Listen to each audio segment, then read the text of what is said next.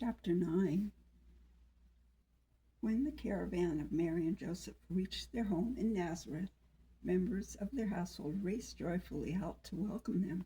Azael, the independent and defiant, led the group. Azael laughed and chattered with spontaneous vivacity, apparently quite at ease now among the others. There was real interest expressed as she jumbled questions about the trip and her master and mistress with news of things that had been going on during their absence. Her spontaneity indicated that she was now happy in her present surroundings. Mary was delighted with the change in Zale and lost no time in arranging for an intimate talk. As soon as her household affairs were in order, Mary sent for her. Zale's smile was humble and guileless as she came into Mary's presence. Holding forth her hand, Mary led her into a bench where they sat side by side. "I am happy," Mary said affectionately. "The wounds of the past have left no scars." Zale's beautiful dark eyes glowed. "Calmly," she said, "the wounds were but my pride. Their pain finally brought understanding to their purpose." Mary was now convinced of the change in Zale. "Seldom do we permit understanding to enter through any other door," she replied, then added, "Only through pain does the little lamb distinguish between the briar and the herb." Zale was alert with enlightenment. Mary turned Zale's palm up and patted it as one playfully chastises a child. Then, in a gentle tone, she explained, "The more forceful our individuality and the more grievous our transgressions, the farther we travel in righteousness when once we find its true path." Zale's eyes filled with tears of gratitude. She pressed Mary's hand to her lips. In a voice broken with emotion, she said, "You are truly the wisest and most gracious of all women. Great is my debt for your mercy. Deep my shame for the manner in which I once accused you." Mary rose and moved to the window to permit Zale to conceal her tears. "Zale," she said solemnly, gazing out across Nazareth's gently rolling hills, "you owe me nothing. We're like stones in a stream. The current rubs together our rough edges until our surface is smooth. Once our surface is smooth, there is no more friction. Is the smoothness of one stone indebted to the roughness of the other? Only because of the rough spots of each did the friction exist. Rough and smooth rub not together. If there be friction, there must be roughness on both stones. If you are in debt to me, then I too am in debt to you. For upon me it was a roughness. It existed in the form of resentment of the attitude of others toward me. In you, I personified all the attitudes, and you directed all my resentment. The current of life rubbed you against me until my rough spot of resentment was made smooth." Mary turned from the window. Zale was now quiet, stilled with wonder at the words she had heard. Mary smiled companionably and said, "Now, in our smoothness, we can move together without discord." Zale's stillness continued. Mary watched the facial evidence of a question forming in her mind.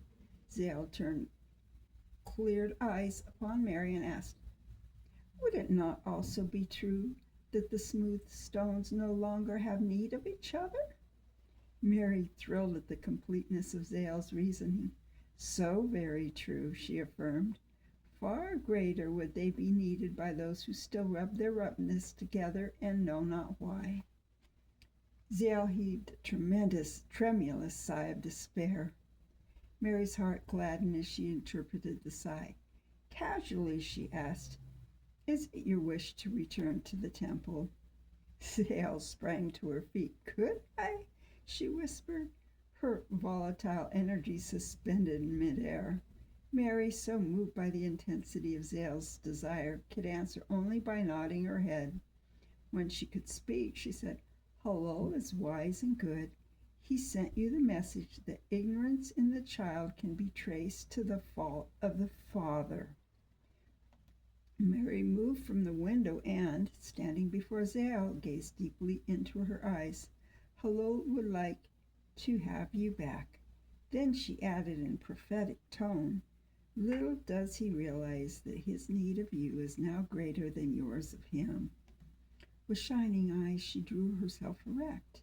In a manner almost like a ceremonial command, she instructed, go, prepare for a triumphal return to the home of your disgrace.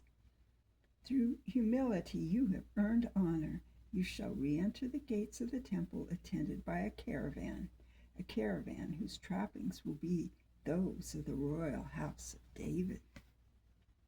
When Joseph returned from delivering Zael to the temple, he brought back a letter from Elizabeth. At sight of it, Mary exclaimed hopefully, it has happened. Her son is born. She reached eagerly for the scroll. Joseph turned to go. Mary touched his arm, staying him. These things are not without the part you play. Never was a heart more generous or a hand more willing. Included are you in Elizabeth's thoughts, and I would have you share with me the contents of her message. Joseph's devotion to Mary flooded his face as he seated himself to listen. She broke the seal, unrolled the scroll, and in a low voice read, Beloved, because of your anxiety for my welfare, I send you this message that our son is now born and all is well. For the first time since his birth, the house is finally at rest from the zealous stir of kindred and neighbors. And, as usual, the most active of all was cousin Zabez. Mary lowered the scroll and, curbing her interest in what was to follow, declared with appreciation, how like Elizabeth. Childbirth at her age must have been an arduous task, but little would we learn of it from her. Instead, she jests of cousin Zabez's officious presence. She shook her head in affectionate exasperation and resumed reading. However, we are much in debt to cousin Zabez. If her determined interference had not so outraged Zacharias, he might not have regained his power of speech. Mary and Joseph smiled happily in each other's eyes at the news of Zacharias' recovery. It happened at the circumcision. Everyone affirmed the babe's name should be Zacharias. When I protested, saying his name should be called John, you should have heard the confusion. Our kindred searched 7 generations back and found not a single John. In seeking to overrule me, they appealed to Zacharias. Zacharias asked for a writing table and wrote that the child was to be called John. Even though everyone marveled at this transgression of the custom, they accepted it all but Zabez. She defiantly handed the writing board back to Zacharias and demanded an explanation. Though the board trembled in her hands, her back was straight, held fast by traditions of Judah. Zacharias' eyes blazed. He broke the writing tablet to bits and, turning on the crowd, announced in the thundering, irrevocable tones that the name of the child was to be John. Mary lowered the scroll as she and Joseph were silent, as each savored the scene described by Elizabeth. Then again she read. Zacharias moved to the crib and addressed the babe. As he did, the light of holy breath shone about him. These are the words he said. And you, child, shall be called the prophet of the King, who will deliver us from the hand of our enemy.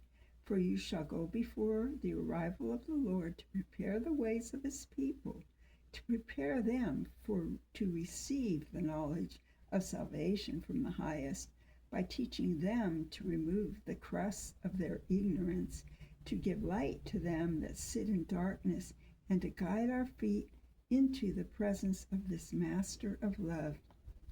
These wondrous things Zacharias said but since has hardly spoken. Though his speech which is returned, my once proud, grandiloquent husband is now meek and silent. His only interest is in the welfare of John, who daily waxes stronger in body and spirit. Yesterday, something happened that gives me concern. 2 Roman soldiers brought a message from the temple summoning Zacharias to return at once. Why should Roman soldiers be messengers of the temple? Why indeed, unless the temple has displeased the palace? And why summons of Zacharias unless he was the cause of the displeasure? If his prophecy concerning little John has reached the ears of Roman royalty, then such action is explained. They would know more of this king of whom he spoke, who comes to deliver us from our enemy. With regret, I burden your hearts with this anxiety. I do so because it concerns you also. We must recognize this warning and realize that our mutual path of purpose is fraught with many dangers. Then the letter was finished. They sat in heavy silence. Finally, a deep breath stirred the powerful frame of Joseph. Mary was still, lest he wanted to speak his feelings. He murmured as though to himself, "Poor Zacharias." Mary waited silently. Joseph's luminous eyes were fixed in the depths of abstraction, so deep was his concentration. His words were low and deliberate when he spoke. Poor Zacharias, like so many of the Sadducees and Pharisees, is caught in a snare of his own construction. The Romans only tolerate them because of their control over the people.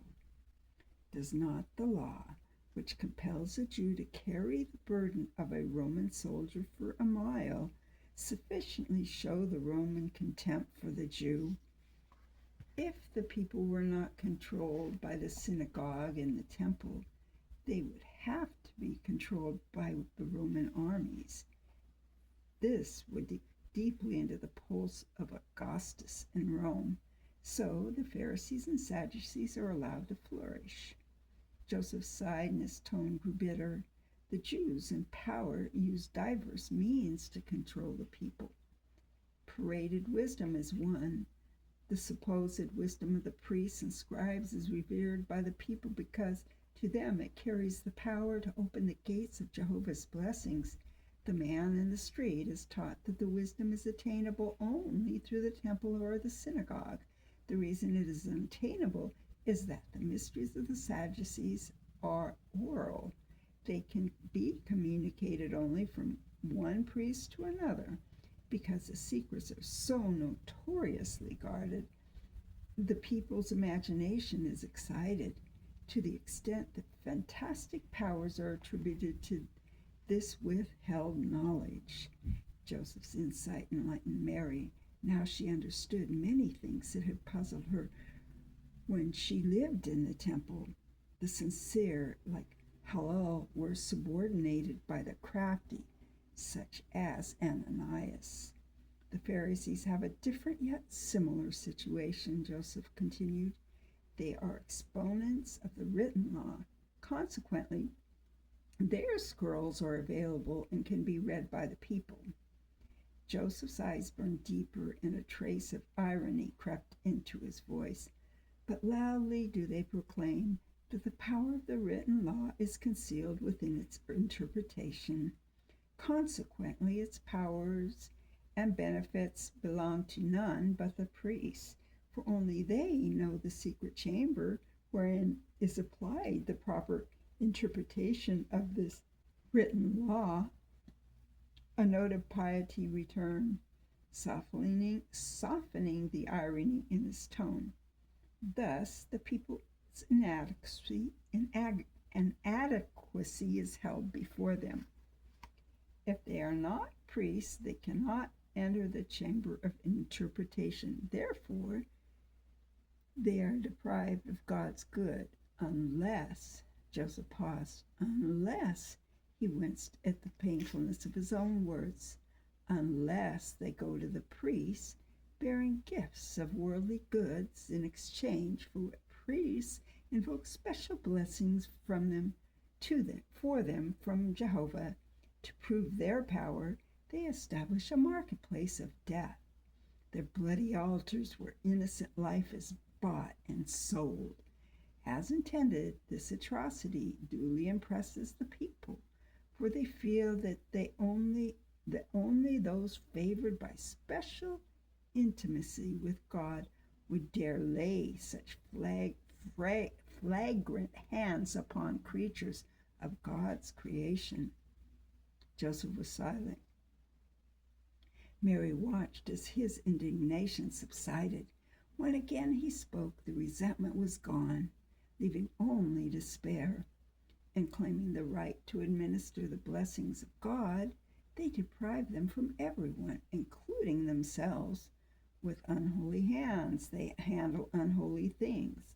Unholy hands that they in turn hold up to the people are so righteous as to be beyond their reach. Joseph rose and strode up and down. Poor Zacharias, he continued. Long he manipulated the true wisdom of the law. We cannot handle the earth without soiling our hands. Neither can we expose ourselves to wisdom without awakening within us its counterpart. Zacharias has been sufficiently awakened to see the pecuniary premeditation underlying the temple's performance, a performance he participated in all his life. Now he can see no way to break away, even though to continue torments his soul. Probably there are many among the priests and scribes who secretly writhe in the noose of a similar snare. For them there is no escape. If they appealed to the people, they would be stoned for deception. The Romans would interpret it as loss of control over the people and promptly deal with it as such. So, Joseph said with regretful finality, Zacharias and all others who have grown truly wise feel the bite of the snare woven from the fibers of their own desire for wealth and honor. His eyes gazed directly into Mary's deep. In his eyes, Mary saw anguished pity for Zacharias. Is there naught we can do for him? She asked. Joseph shook his head. He could hide in the hills with one our kindred, the shepherds, if all he sought was to save his life. But if I know the heart of Zacharias, it is not his remaining years with which he is concerned, it is with his actions during the years he has already lived. He shook his head resignedly. No, there is naught we can do, he declared. Then, in a confident lilt swelled in his voice, but there is too much Zacharias can do. With profound assurance, he added, and much he will do. Chapter 10. As the time for the birth of her son drew nearer, Mary felt a certain conviction grow stronger. The voice that had first announced to her that she had been chosen to have the child also said that the throne of David would be given unto him. Her conviction was that if he were to inherit David's throne, then he should be born in Bethlehem, the city of David. For it was there that David was born and crowned king of the shepherd tribe, and it was prophesied that the heir to his throne would also be born there. As these thoughts became clearer as to their purpose, she began to understand why the inn in Bethlehem had held such a strangely magnetic attraction for her. She attempted to reason away the persistency of this feeling. Joseph had so busied himself in his household in preparation for the coming of her babe that she feared she would be unable to make him understand why she preferred to leave his home and the comforts he had prepared for her and make this painful journey to a crowded and uncomfortable inn, and there, among strangers and privations, undergo the ordeal of childbirth. Also, Even if he did understand her feelings, she knew it would be a sharp disappointment to him because she had detected in his attitude as he directed the preparations a pride and pleasure never before displayed. This particular morning found her conflicting feelings highly intensified. The time was now so close she must either forget Bethlehem or prepare immediately to make the journey. While she struggled for the true answer, Joseph entered. Mary was shocked by the force of his restrained emotion. Never had she seen his face so set or his eyes so blazing. When he spoke, she marveled at the quietness of his voice. I have just received an announcement from Cyrenius, governor of Syria, that Caesar Augustus has decreed that all the world be taxed. Mary saw the crushed mass in his hand that must be the announcement. What does it mean? She questioned sympathetically. It means I must go to Bethlehem. It is there my taxes are to be paid, came the answer in words of stone. Mary's heart leaped. When? She asked, holding her breath.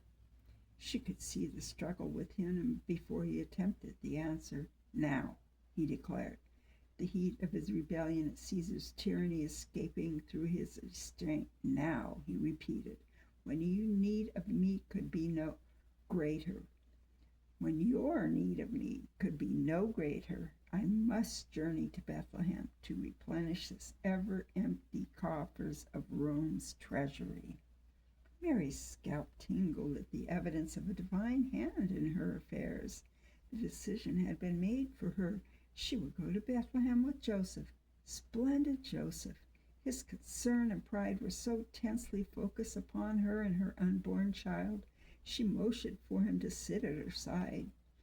Taking his knotted fist, she gently straightened his fingers, holding them closely and warmly until all tension was gone, and their touch became as tender with care as were her own. Then, in soothing tones, she spoke. I know how deep is your concern, but deeper than our feelings and plans runs a greater purpose, a purpose so powerful that even circumstances move with its will. Since first I saw the birthplace of David, it has seemed unnatural that the heir to his throne should be born anywhere save in the same place. Mary could feel Joseph grow tense again. His objections came quickly. The motion of the camp would be beyond your endurance. Both you and the child might be injured. Time has wrought great change in the house of David's birth. It is now a common inn. Mary felt his clasp tighten with anxiety as he hopefully suggested, could it not be that you misinterpreted this feeling for the end? Nothing is now there of the glory that was David's. Mary gently unflexed his fingers as she replied, listen closely, and I will tell you where still the glory lies. It lives in the heart of every shepherd who hungers for his own shepherd, by whom he can be comforted as surely and completely as the sheep are comforted by him. Because of this hunger, their hope is ever turned toward Bethlehem, the city of David, from whence, according to the prophets, shall come this holy shepherd. It is not fitting that this one they seek should be born where he is sought. For a long time Joseph was silent in thought. When again he spoke, his voice was fresh and vibrant with new conviction. Mary, never again question the purpose of your wishes. Then, with a voice lowered in reverence, he added, and may I ever be allowed to serve in their fulfillment. On their way to Bethlehem, they had to pass through the narrow streets of Jerusalem, now crowded with the masses of milling men and beasts answering Rome's decree that all the world be taxed.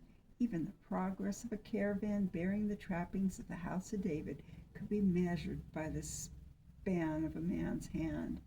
His anxious face as white as his headdress, Joseph skillfully edged their caravan through the surging mass.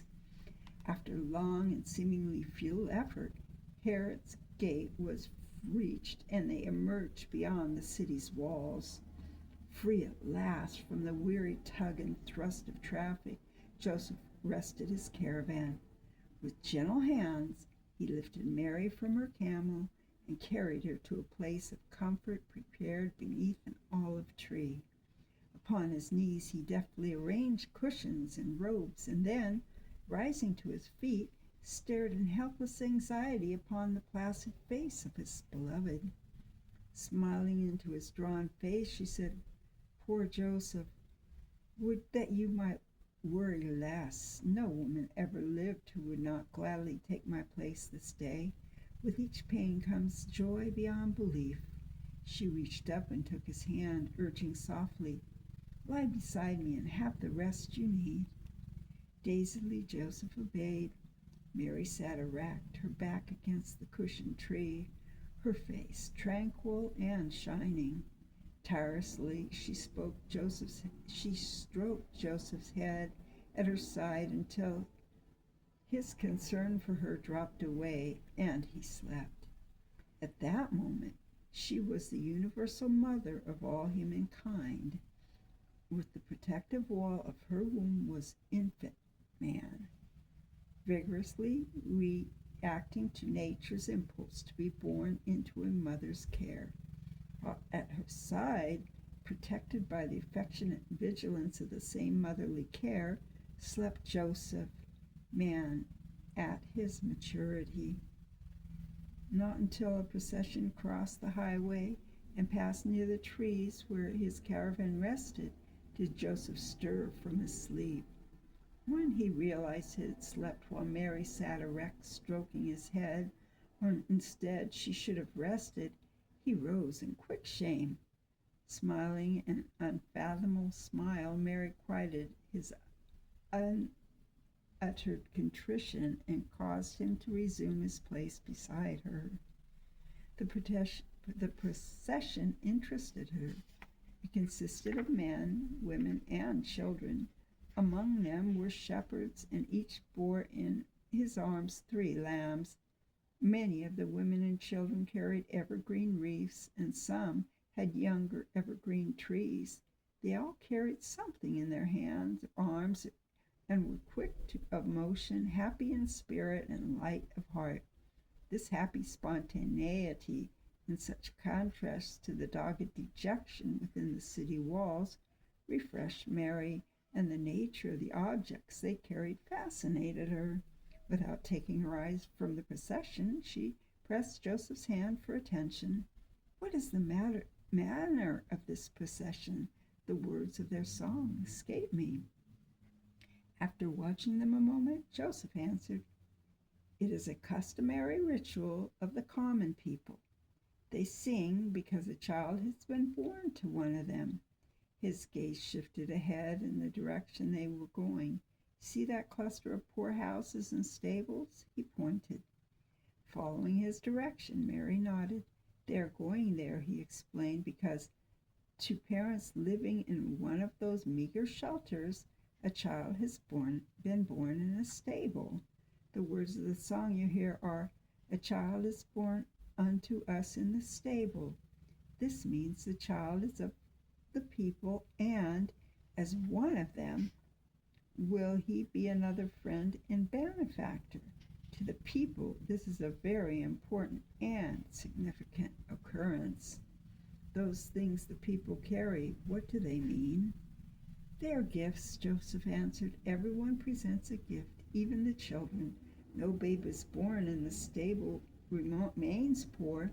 The women give of their jewels, the men their goods and spices, and the shepherds of their lambs." "Why the wreaths and young evergreen trees?" Mary questioned.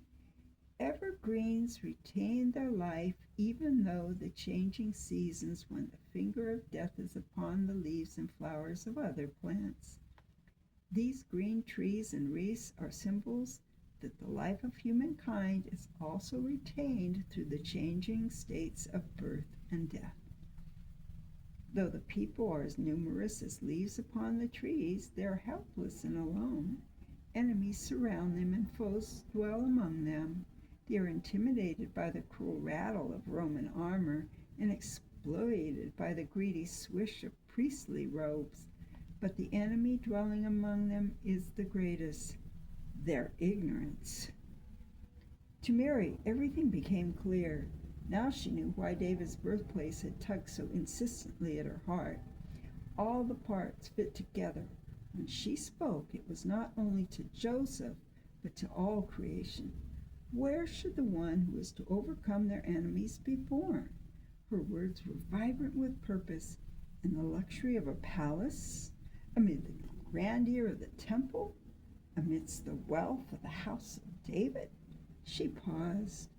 In her eyes shone a heavenly light. Or should he be born in a stable manger so the people know he's also one of them? Mary continued, the true heritage of the throne of David is the love of the people. The kingdom of his psalms will live long after his buildings crumble and the boundaries of his lands are forgotten. It is fitting that the heir to the throne of David be born in Bethlehem, the city of David. But it is also fitting that the Redeemer of the people be born in a stable.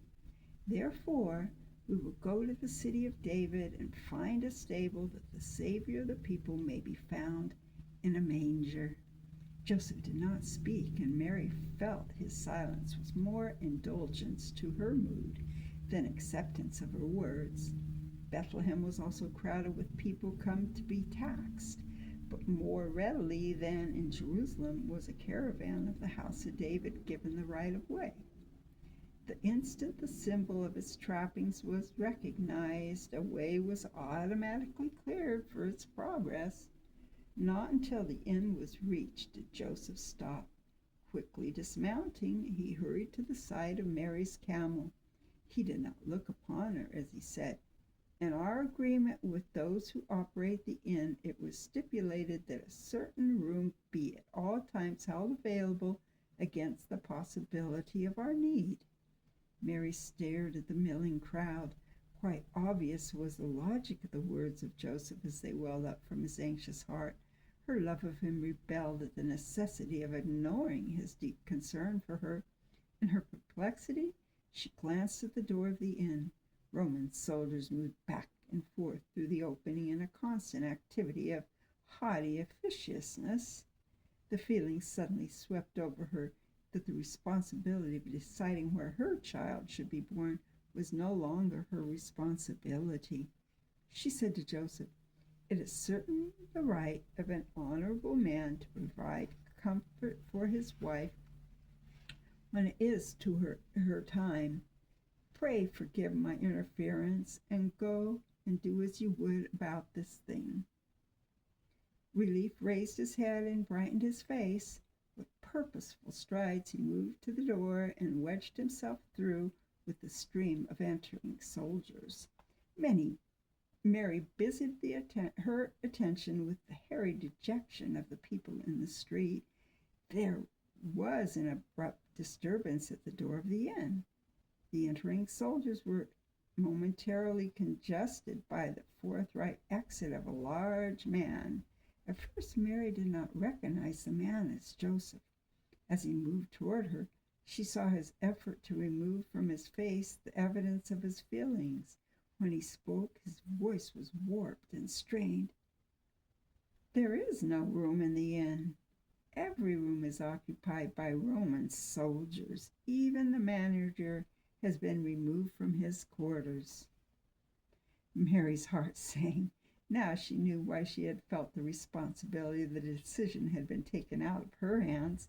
She reached down and warmly clasped Joseph's shoulder, and she said, again, the curve of circumstances pointed the way. Fret not and observe how clearly our actions are directed in accordance with a purpose that transcends my comfort and your personal honor, and even extends to Rome and back.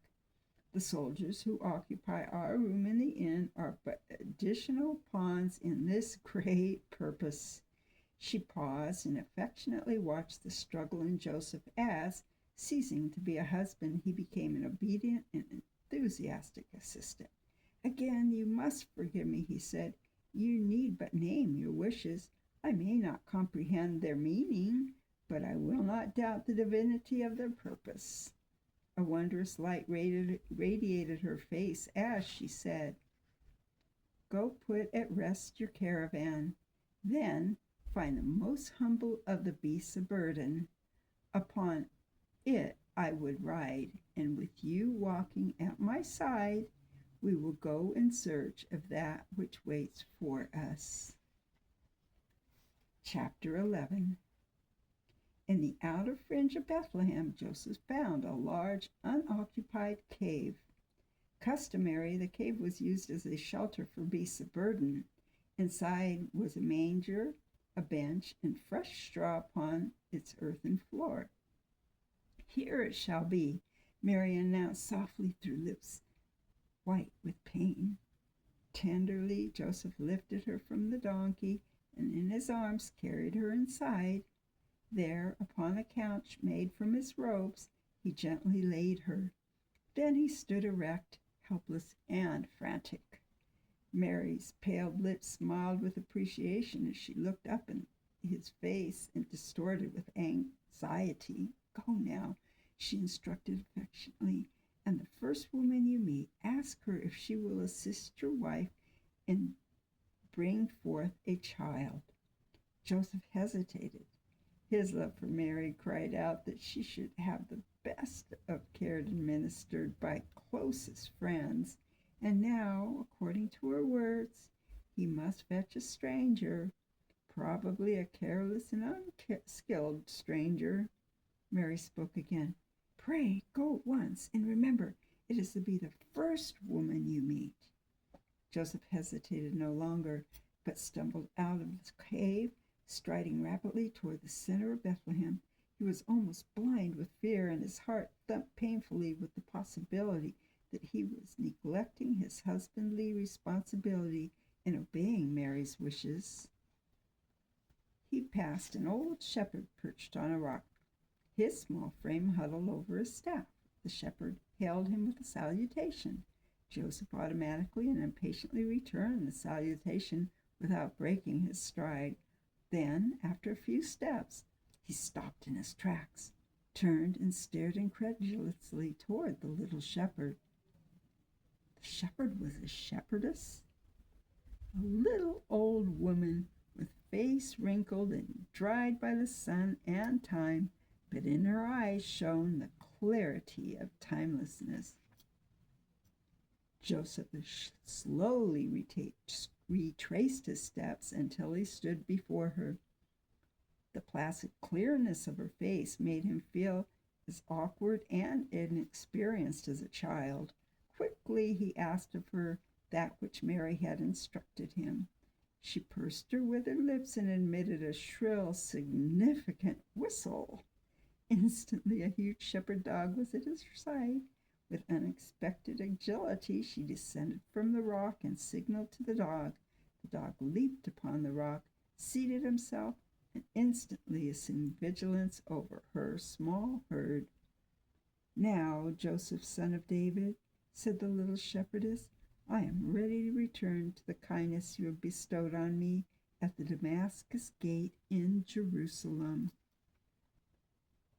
With astonishment, Joseph recognized her as the little shepherdess whom he had protected from the man making way for the merchant's caravan the day Mary left the temple.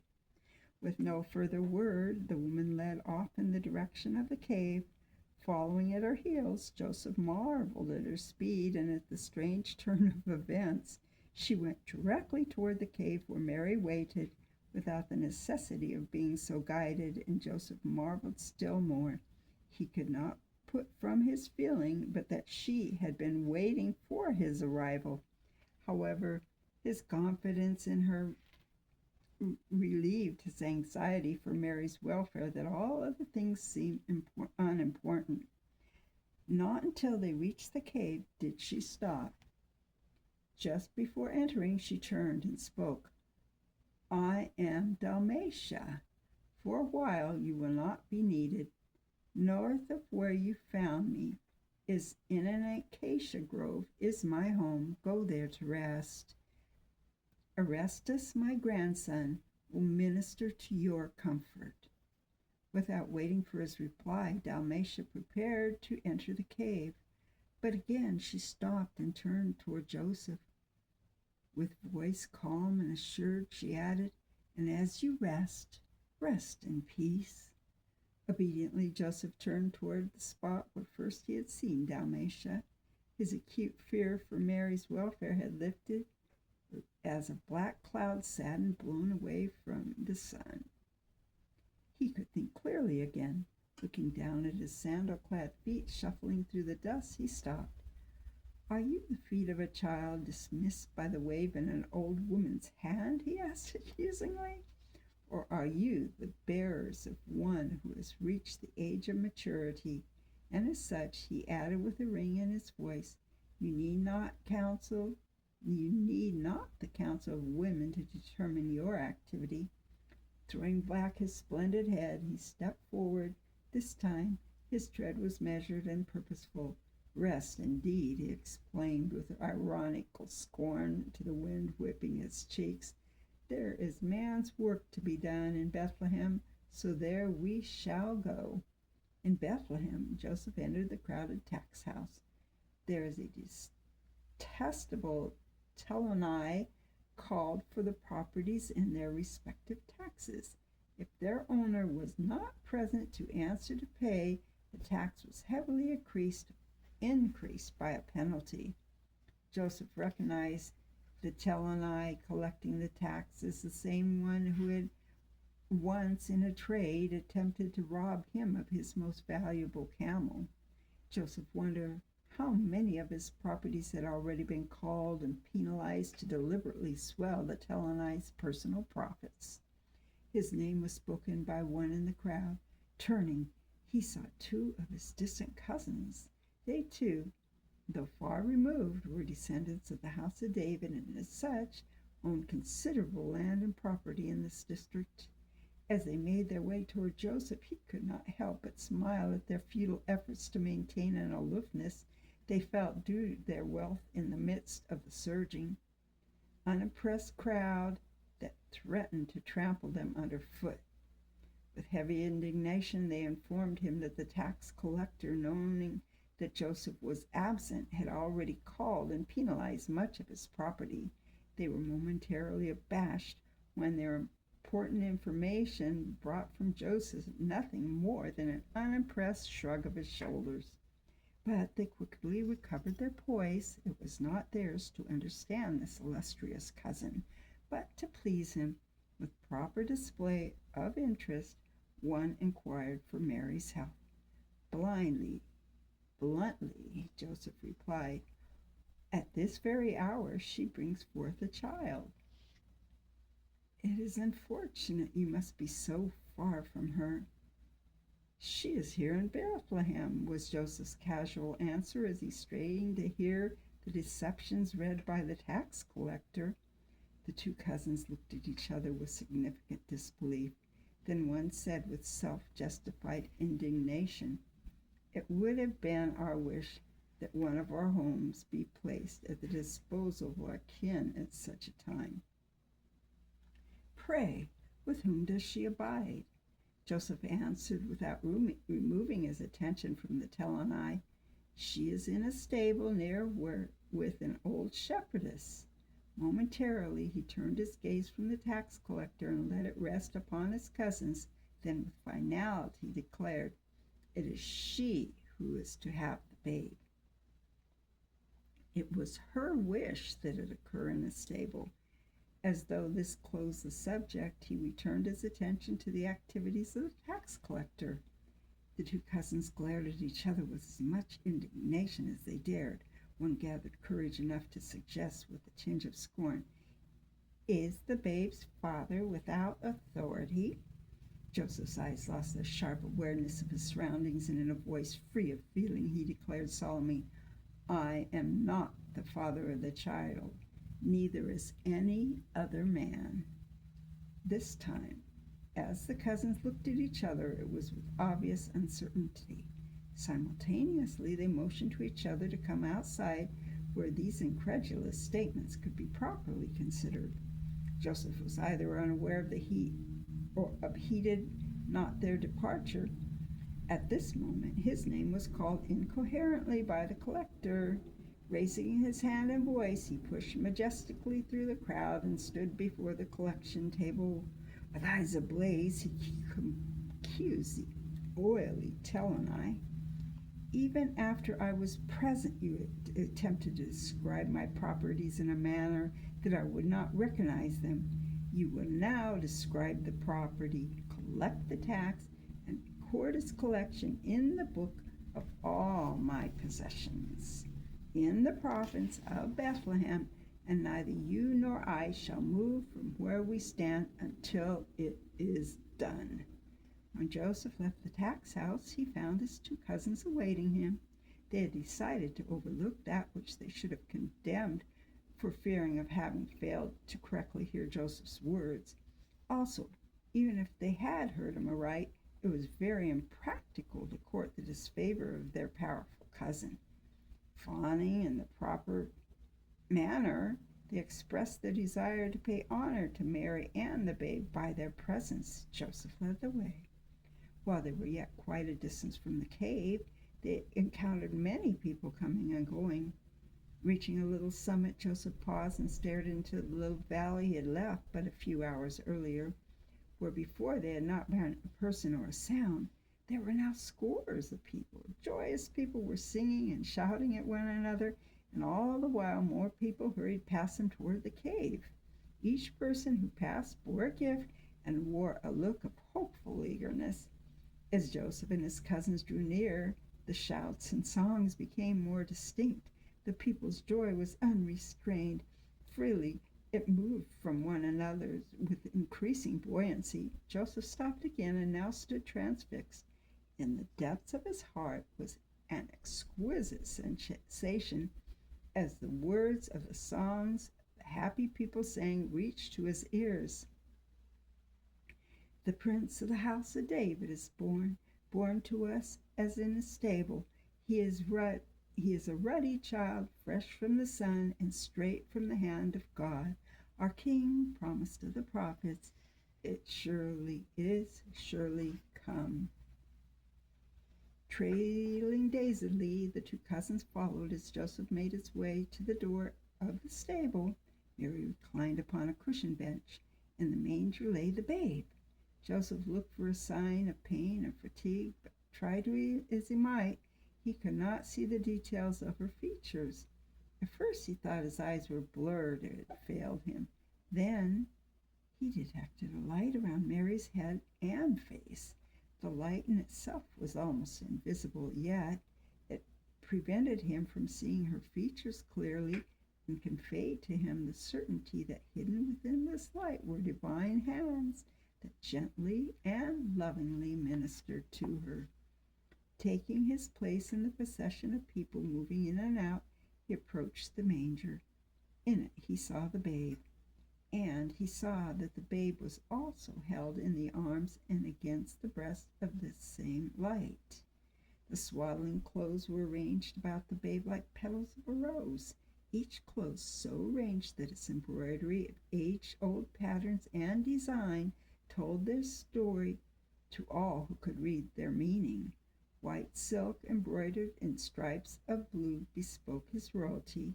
The garment of red silk meant that he came from the land of Moab through Ruth, the Moabitess, and the cloth of many colors, as the coat of Joseph, announced that here lay a prince of the house of David. As Joseph moved with the procession, he was just as deeply impressed as those jostling him from behind and holding him back from in front. As he neared the exit of the cave, he managed another glance at Mary. She was looking in his direction and motioned him to come to her. This time he could clearly see her features, and never had he beheld a more glorious sight. It was difficult to look into the brilliance of her eyes. It was a brilliance not of the midday sun, but the glowing brightness of unfathomable joy. She touched his hand, and he felt as though his flesh would never be the same. It would like Elizabeth to know. I would like Elizabeth to know, she said simply. A messenger shall leave at once, Joseph answered eagerly. She turned her gaze to the manger, and as the alerted, attentive Dalmatia rearranged the babe's swaddling clothes, "Is not our child beautiful?" Mary breathed in a low voice. Joseph's face instantly flashed a question. "Our child," he echoed confusedly. Mary slowly nodded. "Henceforth he shall be our child," was the significant answer. Her gaze moved from the manger to the passing procession of people. Each showed an awe or joy according to their quality of feelings. Some wept, some laughed, some sang and chanted, while others simply stared in breathless silence at that which their eyes had long yearned to see. "And," Mary continued, her voice but in a whisper, "he belongs also to them. It was because of them he was born." She turned back to Joseph and smiled, the smile he knew was for him alone. She pressed his hand and spoke in a low voice. Joseph's heart sang at the return of their intimacy. "Dalmatia has asked that we bide a while with her. Pray have the presents removed to her home. From there may be redistributed to the poor." She smiled the sweetness of companionable smiles and closed her eyes to rest. On leaving the cave to perform Mary's wishes, Joseph was delighted to see his friend Arioch and 2 other shepherds in the procession that now extended as far as he could see. Arioch was the devout and upright leader of the shepherd tribe. Years had passed since Joseph had last seen his esteemed friend, and he affectionately clasped his arms. Arioch's greeting was abstracted and impersonal. As a man still in a dream, he is loath to relinquish. Joseph was hurt. Dropping his hands, he stared with uncertainty and turned to go. Arioch stopped him, placing a hand on his shoulders. As Arioch's struggle with his abstraction became obvious, Joseph knew something unusual had happened to his old friend and was ashamed of his first reaction toward him. When Arioch did speak, his words seemed strange to the people gathered around, but not to Joseph. Arioch told how, in the fields to the south, while he and 2 other shepherds were keeping watch over their flocks, a great glory had shone around them, so dazzling that their eyes had been blinded and they had become sore afraid. While yet they could not see, they had heard a voice that said to them, "Fear not, for behold, I bring you good tidings of great joy, which shall be to all people. For unto you is born this day in the city of David a Savior, who is Christ the Lord." As Arioch repeated in calm, ringing tones the words he had heard from heaven, the crowd increased around him.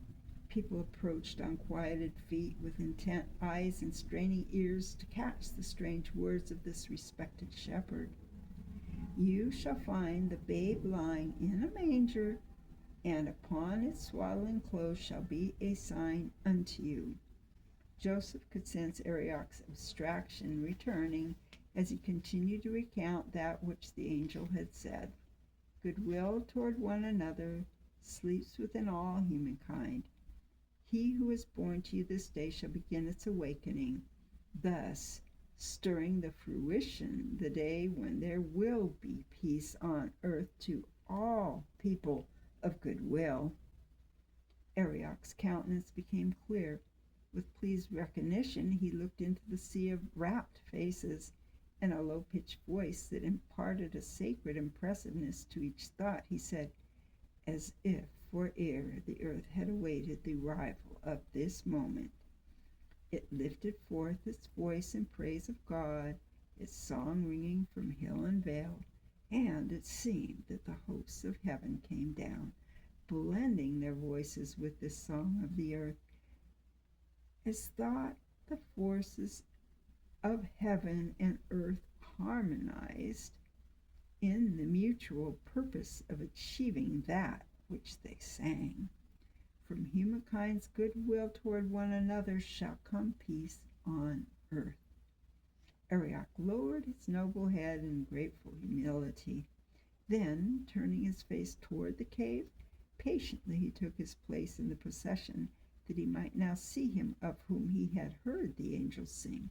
And as Joseph made his way through the crowd toward the home of Dalmatia, the beat of his heart shook his frame, and his eyes were blinded with tears from the wonder of that which had been revealed to Arioch. When Joseph brought Mary and Jesus to Dalmatia's home, he thought the constant stream of worshippers would subside, but instead it increased. It was as though all Judea had been waiting to make this pilgrimage. Two contrasting processions from opposite directions moved slowly up the gently sloping valley of the acacia grove. Both met at Dalmatia's neat little home on the shade of the trees, heavy with their yellow blossom. One column was composed of those who bore gifts for the Holy Child, and the other column was made up of diseased and deformed beggars. Customarily, the presents given by the people to an infant born in a stable were retained by the babe's parents, so that one born to the people would not remain poor. Though born in a stable, Jesus was the wealthiest prince of Palestine, heir to the house of David, and even holder of the title to the land upon which stood the entire cities. Therefore, he needed not presents from those who could give, but those who could needed to give, and those who could not needed to receive. Those who brought gifts entered one door, placed their presents around the babe's crib, and received the blessing of Mary's smile. When there was room for no more presents, this door was closed and another opened, through which came the ragged, the diseased, and deformed. With reverent orderliness, they selected for themselves one of the many gifts.